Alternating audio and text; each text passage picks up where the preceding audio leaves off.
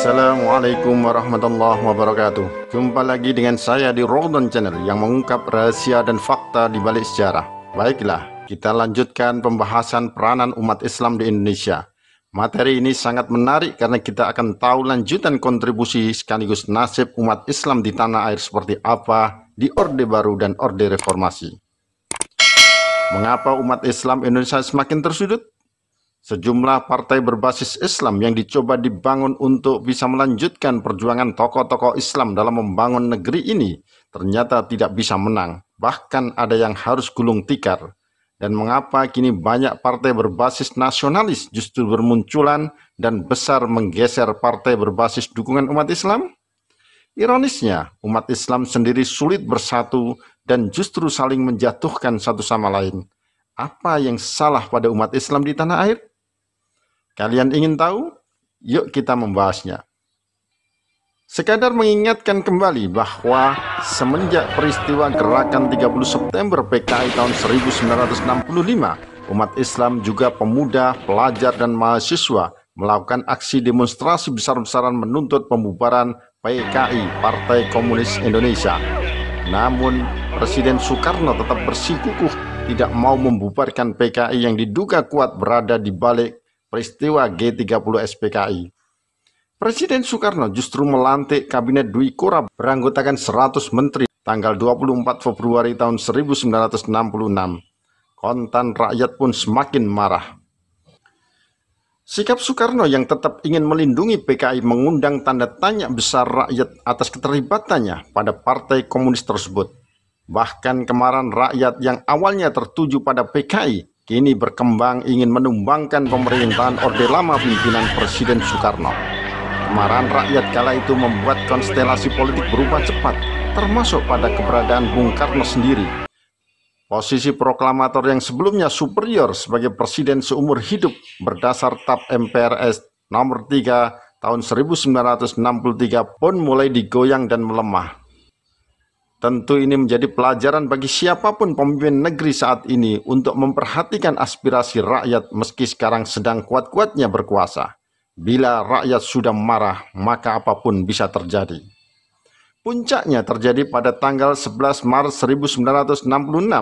Para mahasiswa menggelar demo besar-besaran mengepung Istana Kepresidenan menyuarakan 3 tuntutan rakyat atau yang dikenal sebagai Tritura, yakni 1. Pembubaran PKI, 2. Perombakan Kabinet Dwi Kora, dan 3. Turunkan harga kebutuhan pokok.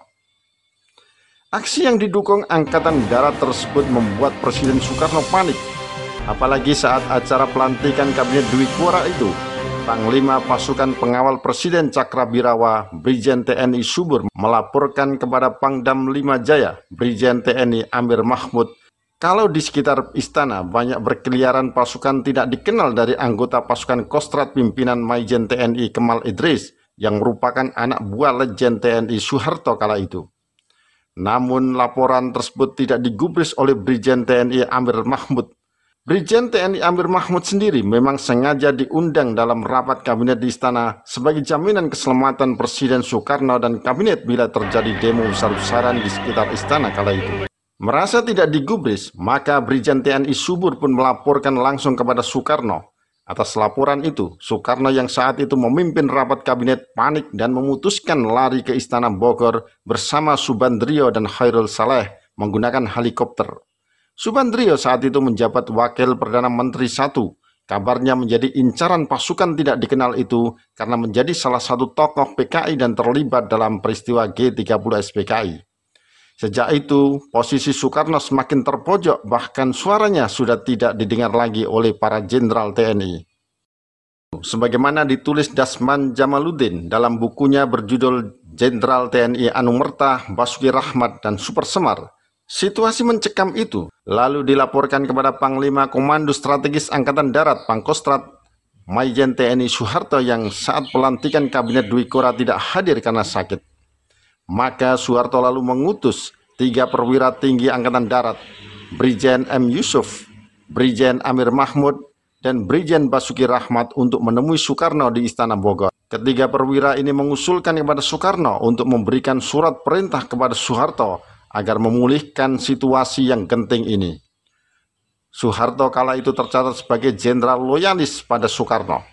Maka Soekarno pun menyetujuinya hingga keluarlah surat perintah 11 Maret tahun 1966 atau yang kemudian dikenal sebagai Super Semar. Surat perintah diberikan Presiden Soekarno melalui ketiga perwira TNI tersebut kepada Soeharto selaku Panglima Angkatan Darat dengan harapan bisa memulihkan keamanan dan kewibawaan pemerintah. Atas dasar surat perintah itu, pangkat Soeharto yang awalnya Mayor Jenderal naik menjadi Letnan Jenderal dengan jabatan sebagai Panglima Komando Operasi Keamanan dan Ketertiban Kopkamtib. Namun di luar dugaan, ternyata Soeharto melakukan langkah jauh dari prediksi Presiden Soekarno dengan dalih keamanan dan ketertiban negara. Bahkan besoknya, tanggal 12 Maret 1966, Soeharto langsung membubarkan PKI sebagai partai terlarang dan menangkap 15 menteri yang dinilai terlibat dalam G30 SPKI. Umat Islam mulai dari NU, Muhammadiyah, dan organisasi Islam lainnya pun serentak ikut bergerak cepat memburu dan memberantas sisa-sisa PKI hingga ke pelosok daerah tanah air, sehingga ancaman ideologi komunis menggantikan ideologi Pancasila bisa dicegah. Sejak itu, posisi Presiden Soekarno semakin melemah. Perintahnya juga sudah tidak didengar oleh para jenderal yang selama ini mematuhinya. Sementara kekuatan PKI yang membackup Presiden Soekarno juga dihabisi TNI. Orang-orang yang pro Soekarno di pemerintahan juga disingkirkan oleh Soeharto. Sejumlah tokoh PKI seperti DN Aidit yang menjabat sebagai ketua PKI juga sudah ditangkap dan ditembak mati. Bahkan penangkapan DN Aidit atas perintah Soeharto itu dilakukan di Solo pada tanggal 22 November tahun 1965, jauh sebelum Super Semar itu keluar. Begitu juga dengan tokoh PKI lainnya, Letnan Kolonel Untung, yang menjabat sebagai Komandan Batalion KK1 Cakrabirawa. Jabatan penting MPRS pun dikuasai, termasuk menempatkan Jenderal TNI AH Nasution yang menjadi korban selamat G30 SPKI menjadi Ketua MPRS pada tanggal 6 Juli 1966. Dalam posisi terpojok seperti itu, Presiden Soekarno bukannya tidak melawan. Buktinya pada peringatan HUT RI pada tanggal 17 Agustus 1966, Bung Karno menyampaikan pidato berjudul "Jangan sekali-kali melupakan sejarah" atau kerap disebut dengan istilah jas merah. Namun anehnya, Soekarno juga memberikan ucapan terima kasih kepada Soeharto karena telah mampu melaksanakan tugas yang ia berikan kepadanya dengan baik. Maka sejak itu muncul banyak spekulasi siapa sebenarnya Soeharto? Mengapa Soeharto tidak menjadi sasaran bersama para jenderal yang diculik dalam peristiwa G30 SPKI, padahal posisinya strategis sebagai Pangkostrat kala itu? Apakah Soeharto sebenarnya justru merupakan dalang di balik peristiwa berdarah itu? Dari sini juga akhirnya muncul isu yang mengkaitkan keterlibatan Badan Intelijen Amerika Serikat CIA yang ingin menggulingkan Presiden Soekarno yang dinilai pro-blok timur atau komunis pimpinan Uni Soviet kala itu kini menjadi Rusia. Nama Soeharto dikait-kaitkan dengan jaringan agen intelijen CIA. Dugaan itu semakin mengkuat seiring dengan keterlibatan orang-orang Soeharto di Kostrad seperti Majen TNI Kemal Idris yang mengerahkan pasukan liarnya masuk ke istana hingga lahirnya Super Semar yang hingga kini isinya juga masih menjadi teka-teki. Namun berbagai dugaan itu masih menjadi misteri sejarah kelam bangsa Indonesia, belum ada bukti benar tidaknya. Namun begitu, ada sedikit tabir yang sedikit bisa membantu mengurai misteri tersebut. Dalam buku berjudul Dalih Pembunuhan Massal karya John Rosa disebutkan, ternyata sosok Soeharto dikenal sebagai salah satu jenderal loyalis Presiden Soekarno kala itu. Maka saat muncul isu Dewan Jenderal yang dihembuskan kalangan PKI, nama Soeharto tidak masuk. Yang masuk dalam isu Dewan Jenderal adalah para jenderal yang selama ini berseberangan dengan Presiden Soekarno, mulai Jenderal TNI Ahmad Yani, Jenderal TNI Haris Nasution, dan kawan-kawan. Mereka inilah yang menjadi sasaran dalam gerakan 30 SPKI. Maka tak heran begitu ada usulan diterbitkannya Super Semar untuk Soeharto, Bung Karno langsung menyetujui. Tidak taunya ternyata Soeharto yang dianggap loyalis itu justru mengkhianati dan menusuk dari belakang. Jadi, ini menjadi pelajaran untuk tidak mudah percaya begitu saja pada siapapun, termasuk orang paling dekat sekalipun, karena banyak sejarah kehancuran pemimpin justru dilakukan oleh orang dekatnya. Lepas dari benarnya seperti apa, peristiwa G30 SPKI sudah menjadi fakta sejarah bangsa Indonesia. Dan saat itu, semua komponen saling memanfaatkan kepentingan masing-masing. Kalangan Islam sendiri kala itu menghormati Presiden Soekarno, tetapi tidak suka dengan sikap Soekarno yang terus melindungi Partai Komunis, sebuah partai yang jelas-jelas berideologi ateis, tidak percaya adanya Tuhan. Padahal Indonesia merupakan negara Pancasila yang mengakui Tuhan Yang Maha Esa. Selain itu, PKI juga sudah pernah melakukan aksi pemberontakan pada negara pada tanggal 18 September 1948 di Madiun. Bukan hanya itu, kelompok PKI terus-terusan menyerang umat Islam. Sudah tidak terhitung lagi berapa ulama dan santri dibunuh kelompok komunis. Salah satu buktinya adalah ditemukan 7 sumur neraka PKI berisi ratusan kerangka mayat yang diduga adalah para ulama dan tokoh masyarakat. Tidak berhenti di situ. Setelah berhasil membubarkan Partai Masyumi dengan tangan Soekarno, juga membubarkan Gerakan Pemuda Islam Indonesia GPII melalui keputusan Presiden pada tanggal 10 Juli 1963. Di tahun yang sama, tahun 1963, para ulama juga ditangkapi dan dijebloskan ke dalam sel tahanan atas desakan PKI, diantaranya adalah Kiai Haji Buya Hamka, Kiai Haji Mukhtar Ghazali, Kiai Haji Soleh Iskandar, dan Kiai Haji Dalari Umar. Tak hanya itu, sebelum G30 SPKI dilakukan, pada tanggal 13 Januari 1965, dua sayap PKI, yaitu Pemuda Rakyat dan Barisan Tani Indonesia, menyerang kegiatan pelatihan PII Pelajar Islam Indonesia di Desa Kanigoro, Kecamatan Keras, Kabupaten Kediri, sekaligus melecehkan para wanitanya, juga merampas mushaf Al-Quran dan merobek serta menginjak-injaknya. Serangkaian aksi kelompok PKI itu dilakukan untuk memberangus umat Islam agar lebih mudah mewujudkan negara komunis Indonesia. Namun berbagai fakta itu tidak dipedulikan oleh Presiden Soekarno. Bahkan yang terjadi, Bung Karno seolah-olah terus ingin melindungi PKI hingga PKI punya ruang gerak di bawah kekuasaan dan tumbuh besar di tanah air. Maka umat Islam sudah tidak hormat lagi kepada Bung Karno. Peta politik seperti itu yang kemudian dimanfaatkan kalangan militer untuk melucuti satu persatu kekuasaan Presiden Soekarno. Bung Karno, sang proklamator, pun semakin tersudut. Tidak ada kelompok kuat yang membantunya lagi. Dalam posisi terpojok, Soekarno tetap berjuang melakukan perlawanan dengan membuat pernyataan pidato hingga 103 kali. Namun perlawanan Soekarno seolah tak ada artinya, karena tak mampu mengubah situasi politik yang sudah dikuasai Soeharto. Perlawanan kembali dilakukan Bung Karno lewat pidatonya berjudul Nawaksara atau 9 pokok masalah di depan sidang umum keempat MPRS tanggal 22 Juni 1966. Dalam sidang itu, Soekarno bersikeras tidak mampu membubarkan PKI. Justru karena sikapnya itu, sidang MPRS menolak pertanggungjawaban Soekarno. Yang menarik dalam sidang itu, MPRS juga mengukuhkan Super Semar sebagai TAP nomor 9 MPRS tahun 1966, sehingga Soekarno tidak kuasa mencabutnya, meski statusnya masih menjadi presiden.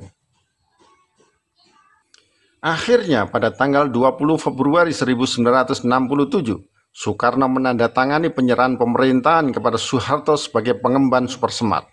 Dan pada bulan berikutnya, tanggal 7 Maret 1967, MPRS mengadakan sidang istimewa. Hasilnya mencabut kekuasaan pemerintah Presiden Soekarno dan mengangkat Soeharto sebagai pejabat presiden hingga digelar pemilihan.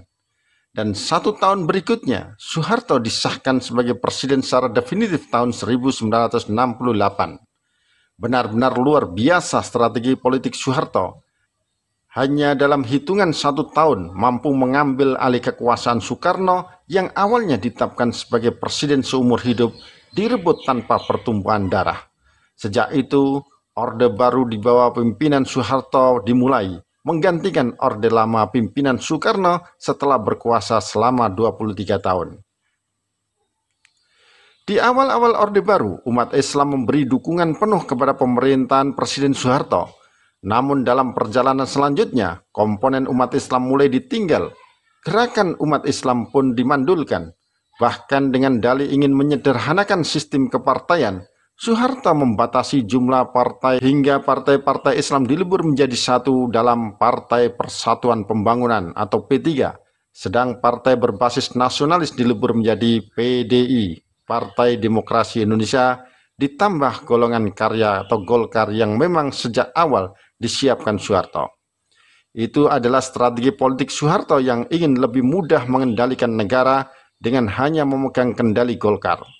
Golkar pun terus diperkuat oleh jaringan kekuasaan Soeharto. Dan pada pemilu tahun 1977, pemilu kedua di era Orde Baru, Golkar pun kembali menang telak. Hal itu menguatkan posisi kekuasaan Soeharto yang selanjutnya kembali menjadi penguasa tunggal otoriter, tidak ubahnya penguasa sebelumnya. Selama Orde Baru, Golkar selalu menang dalam setiap pemilu, sehingga membuat Soeharto terus terpilih menjadi presiden karena pemilihannya melalui MPR yang sudah dikuasai tersebut. Sejak itu, gerakan politik Islam dipreteli sedikit demi sedikit. Umat Islam banyak ditinggalkan. Tidak sedikit dari ulama dan tokoh Islam yang kritis ditangkap dan dijebloskan ke dalam sel tahanan. Sebagai puncaknya adalah dilarangnya partai dan organisasi massa memakai asas Islam. Kebijakan ini sama dengan yang dilakukan pemerintahan kolonial Hindia Belanda atas nasihat Snok-Hurgrons untuk membatasi gerakan umat Islam di Indonesia. Dampak kebijakan pemerintah Orde Baru itu membuat umat Islam yang mengusung cita-cita Islam tidak mendapat tempat layak, bahkan dikerdilkan dengan cara rekayasa politik. Bahkan berbagai macam skenario politik dibuat untuk menyudutkan dan memberi gambaran citra negatif bagi perjuangan Islam di Indonesia. Maka umat Islam mencari jalan lain dengan lebih menggiatkan gerakan dakwah sosial, pendidikan, dan kebudayaan. Pada akhirnya masyarakat mulai tidak respek dan mengecam permainan politik pemerintah Orde Baru. Secara berangsur-angsur, pemerintah Orde Baru semakin melemah akibat memudarnya dukungan rakyat. Pada kondisi melemah seperti ini, pemerintah Orde Baru mencoba mendekati umat Islam melalui tokoh-tokohnya, termasuk memilih B.J. Habibie, Ketua ICMI Ikatan Cendekiawan Muslim Indonesia, yang menjadi gerbong perkumpulan para tokoh Muslim kala itu, menjadi wakil presiden mendampingi Soeharto. Namun pendekatan itu kurang efektif. Justru arus deras gelombang reformasi semakin kencang terjadi seiring dengan terjadinya praktek KKN, korupsi, kolusi, dan nepotisme di era Orde Baru. Entah sudah menjadi takdir runtuhnya rejim Soeharto atau by design, di tengah situasi politik memanas tersebut, krisis moneter yang melanda Indonesia sejak tahun 1997 tidak bisa diatasi dan semakin parah. Harga dolar yang awalnya 2.500 per dolar menjadi sekitar 15.000 per dolar. Hingga harga barang di mana-mana mahal dan langka. Rakyat menjerit. Tentu ini semakin menjadi momentum gerakan menurunkan rejim Soeharto yang sudah berkuasa selama 32 tahun lamanya. Arus deras gerakan reformasi yang dimotori mahasiswa semakin kencang terjadi dan tidak bisa dibendung lagi. Para tokoh Muslim juga tampil sebagai tokoh gerakan, diantaranya adalah Profesor Dr. Amin Rais dari Muhammadiyah dan Ki Haji Abdurrahman Wahid atau Gus Dur dari NU. Akhirnya Soeharto tidak kuat lagi menghadapinya. Apalagi orang-orang dekatnya yang selama ini setia tidak mau membantunya dan justru berkhianat. Kondisi itu seperti menjadi hukum karma bagi Soeharto saat menjatuhkan Presiden Soekarno. Soeharto pun memilih mengundurkan diri, menyerahkan jabatan presidennya kepada B.J. Habibie sampai pemilihan umum era reformasi yang digelar tahun 1999. Pada pemilu pertama di era reformasi tahun 1999, umat Islam mengalami euforia politik sehingga banyak mendirikan partai politik. Para tokoh NU mendirikan PKB, sementara tokoh Muhammadiyah mendirikan PAN. Begitu juga sisa-sisa pengikut Partai Masyumi mendirikan Partai Bulan Bintang. Partai berbasis dukungan Islam lainnya juga bermunculan seperti PKS, Partai Masyumi Baru, Partai Abul Yatama, Partai Syarikat Islam Indonesia, dan sebagainya. Ditambah P3 yang masih eksis dan mempunyai dukungan umat Islam. Namun dalam pemilu 1999, partai-partai berbasis dukungan umat Islam kalah dengan partai berbasis nasionalis PDIP sebagai pemenangnya. Disusul Partai Golkar. Setelah itu barulah partai berbasis dukungan umat Islam. Meski PDIP unggul dalam pemilu, posisi ketua MPR yang sangat strategis berhasil dikuasai kelompok Islam dengan menempatkan Ketua Umum PAN Amin Rais sebagai Ketua MPR RI. Tak hanya itu, pemilihan presiden melalui MPR juga dimenangkan Gus Dur dari kelompok Islam, mengalahkan Megawati Soekarno Putri yang diusung PDIP.